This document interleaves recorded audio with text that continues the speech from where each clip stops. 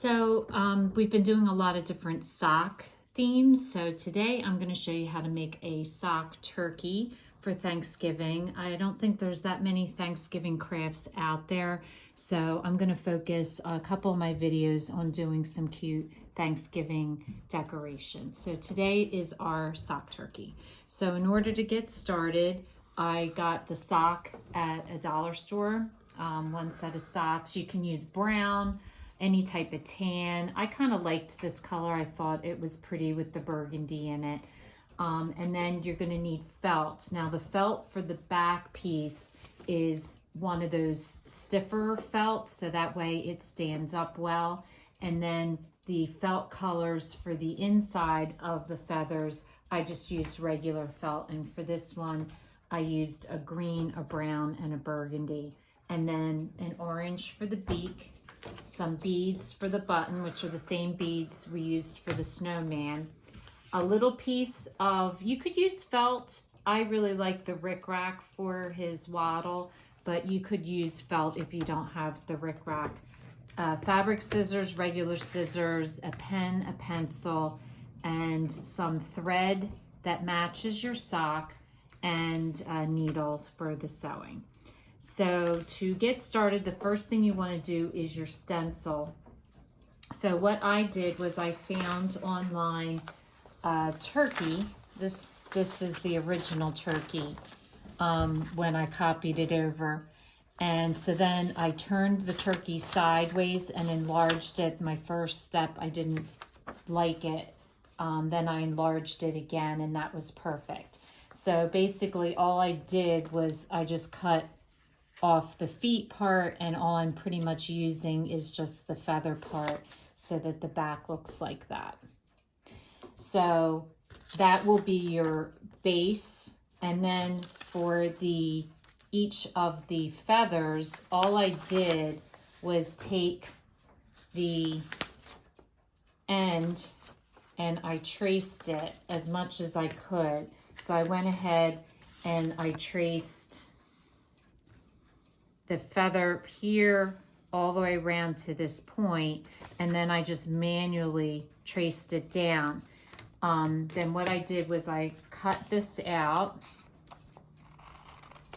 and this is the actual size of the larger feather, which is not going to be what you want. What you're going to want to do then, once you cut this out, is to cut it down so that it fits inside. But this way you get the shape of the larger feather. Then what I do is I'm going to fold it in half, because when you fold it in half, what you cut off will be equal on both sides.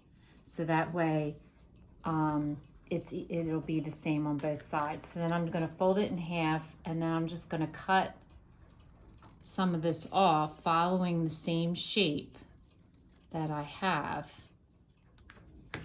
and then that will give you the inside like that. And so you'll have two tracers. You'll have one for your full and then each for your petals. So for your petals, I started with the burgundy. So I'm going to cut 3 burgundy, 3 tan, and 3 burgundy, 4 tan, and 4 green. So I go ahead and use my pen on the felt because it shows up the best. So all you're going to do is start by making your base, and just use a pen, and you're just going to trace around this. So once you trace around this, then you're going to cut it out.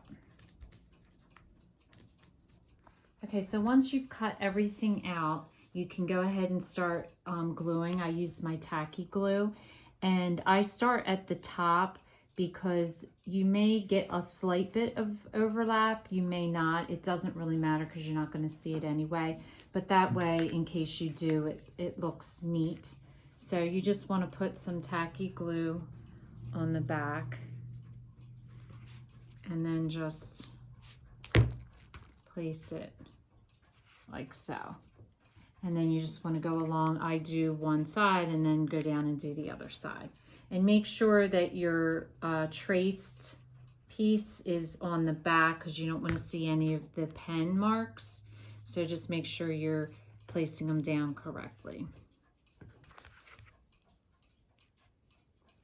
Okay, so this is how it should look once it's all glued. So we're just going to put that aside.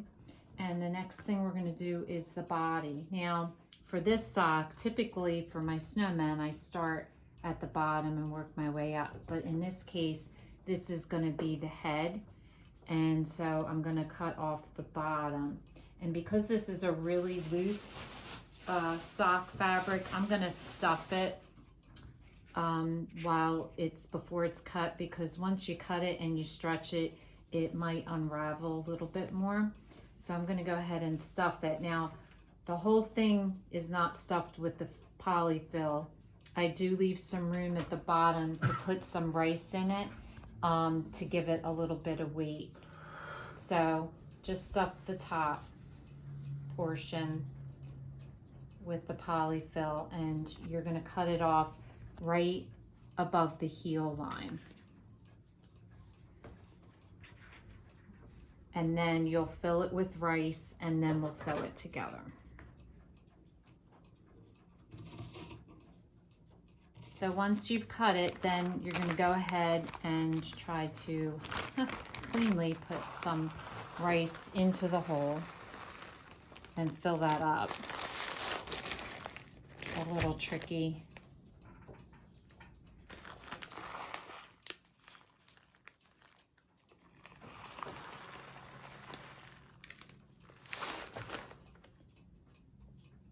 Just push it down.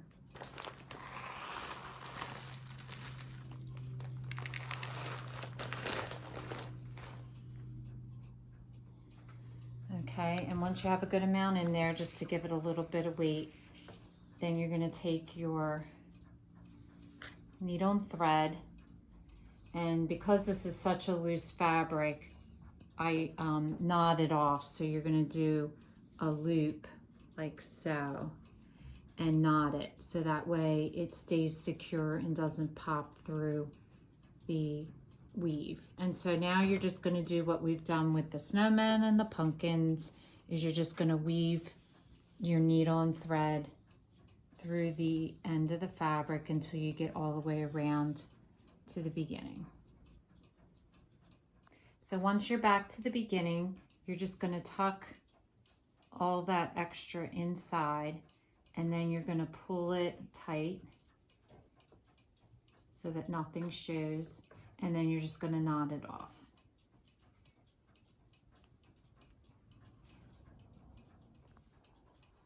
So the part that you just tied off will be the base, the part where the rice is, and then this will be the head.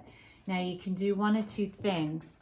I did her neck here using that same color thread, or you could just take the ribbon and tie it around. So it depends on if you have a lot of ribbon or a little ribbon, because if you have a lot of ribbon, you can just tie it around. If not, then just do a bow, and then we're going to hot glue that.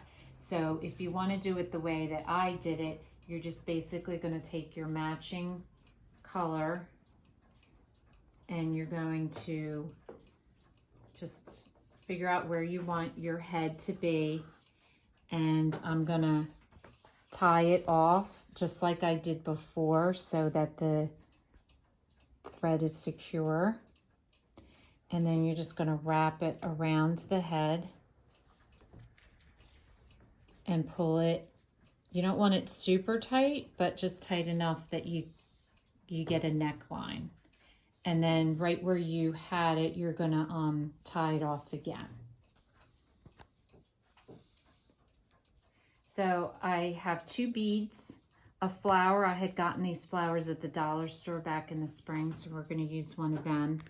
For the wattle, I'm doing a piece of the rickrack. And if you use a piece of rickrack, the one thing you want to do is just put a little dab of glue on the end so that it'll dry clear, so that way it doesn't unravel. So you want that. And then the one thing I wanted to point out, I don't like to waste anything. This piece here, I turned inside out. I cut it off. I cut the heel part off to cut it straight across. And then I just weaved in and out with my thread and tied it tight. And then that way it makes a cute little hat for some future project. You stick a pom-pom on top and that would make an adorable little hat. So I always keep my extra scraps, make them into little hats, and then that way I have them for a future project when I need it. Okay, so the other thing I'm gonna do is do my ribbon. Now I found this really cute Thanksgiving ribbon. I had pointed out in one of my other crafts, Michaels sells these ribbon bundles, which are awesome. And they come with a whole variety of different ribbons. And one of those was a Happy Thanksgiving ribbon that I'm gonna use. The only thing I wanna point out, which I do lots of times, is this is only a one-sided ribbon. So the problem with that is you have to be a little skilled at doing your ribbon so that the Happy Thanksgiving shows up all the way around. So you start out making a loop, and then you're going to make sure that that stays up top. Then when you get to the back, you're going to do a little twist so that when you bring this loop through on this side, it again has the Happy Thanksgiving. And then when you pull it tight, you just want to hold on to all pieces till you get it tight. And then that way it shows the Happy Thanksgiving through the whole bow. If you're not really skilled or comfortable at trying this, get a ribbon that doesn't have a pattern on one side. Use like a solid orange or a solid brown or something like that, and that'll be glued on here. So the beak is real simple. All I did was take a piece of felt, took the corner, and then just cut it into a square like so.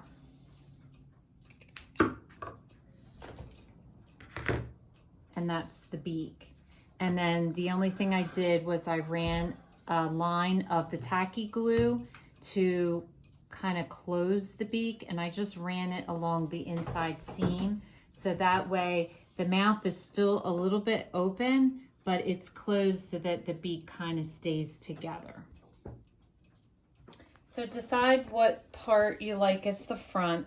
And the other thing you want to do is you want to make sure, because your feathers, at least mine, do kind of curve down. So you want to make sure when you glue the body on that you have it up far enough that it'll stand right. So you want to look and make sure that they're just touching the ground.